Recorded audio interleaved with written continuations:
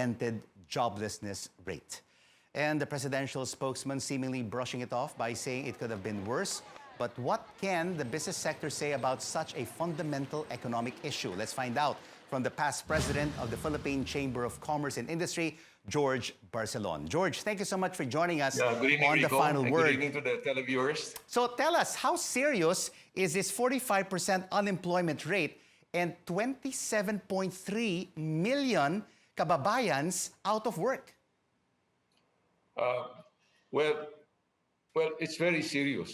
I mean, whether it's even during the when it was presented that we have about 18% unemployed, the number was 7 point something million. And I think if you project that to the month of August, I would definitely say that we probably have double digits, maybe 12 to 15 million.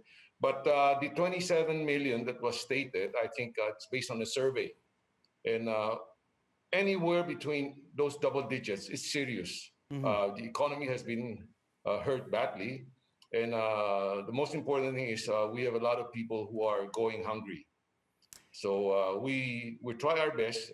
A lot of the private sector tried their best in maintaining their business and financial assistance to their employees for the last 3 months. But many of our constituents, both PhilExport and PCCI, are in the micro small, and they have they're strapped by themselves. And come August, you would definitely see more numbers being unemployed. All right, George, we have some netizens who wrote in to the CNN Facebook page, and this is some of their feedback. We have social media user Van Cyrus Lorenzo saying Roque should be more careful with his words.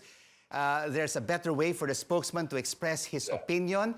And then, of course, you also have Ann Dizon sharing this post saying Filipinos deserve better. The netizen warns the government to, quote, stop using our resilience as an excuse for their inefficiency. And another Facebook user describes Roque's statement as insensitive. Rem Salongkong says, quote, we are not the worst, but certainly we are near that. So it seems like he was delighted. He even said, nagagalak siya.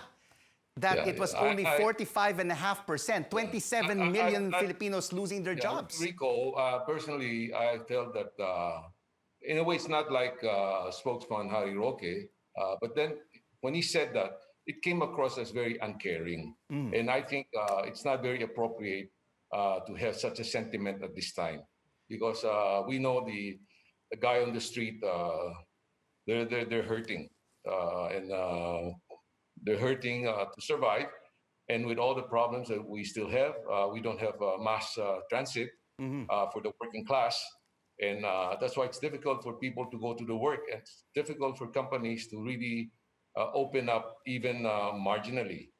And George, currently the bicameral committee of both the Senate and the lower house are debating on this Bayanihan 2 Act.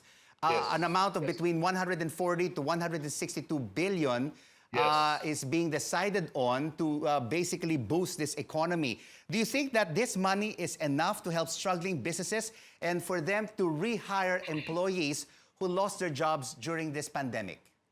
Well, let me put it in perspective.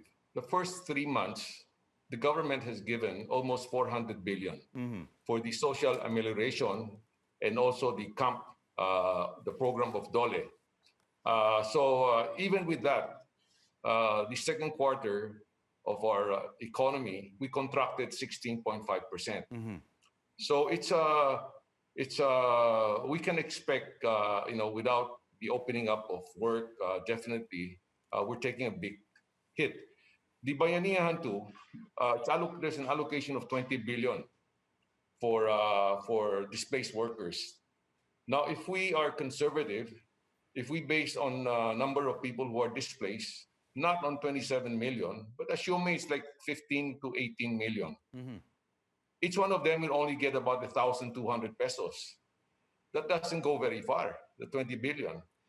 So definitely, I think the numbers for us to aid the needs of the unemployed must be bigger and extended for a longer time. And 50 billion pesos has also been allocated for the micro, the small, and the medium-sized enterprises. Yes, that's for the displaced workers. And of course, other budgets other amounts are allocated for agriculture, for tourism, and rightly so.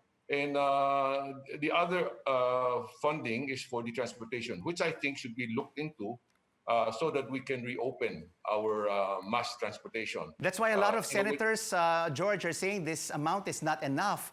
That's why there's a Congresswoman, Stella Kimbo, in the lower house is pushing for a 1.3 trillion peso stimulus package over 3 years. Hopefully, yes. this could boost the economy. Yes, I do agree. I think that's needed.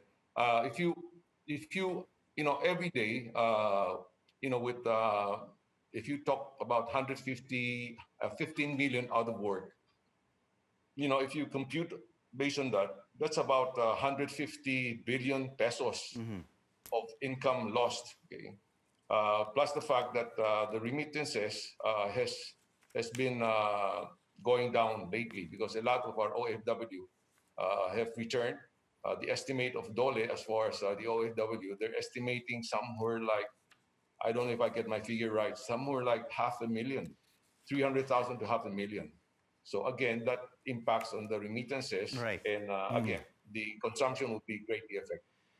Problems continue to mount for the Philippine economy and for the Filipino people, with 45.5% unemployment and 27 million kababayans out of work. Yes. Thank you so much. Rico, Yes. I just like to make, but I think this was a survey done. Okay. So we will get the official numbers in September. Yes. I think the number would come out to be lower. But still, a lot of our But fellow still, Filipinos if out it's of a work. double-digit number, anywhere Yes. from 12 to 15 million, that's a lot. And definitely the government has to come out with more social amelioration. And I hope that, yes, it's budgeted. I hope that it's going to be properly institutionalized, Right. so that those who are in need of the fund will really be able to get the fund for them. We know Okay. the first phase of it, there were some issues with some of the local government unit. Let's hope that that will be avoided. Thank you so much for joining us on the Final Word. George Barcelon, past president of the Philippine Chamber of Commerce and Industry.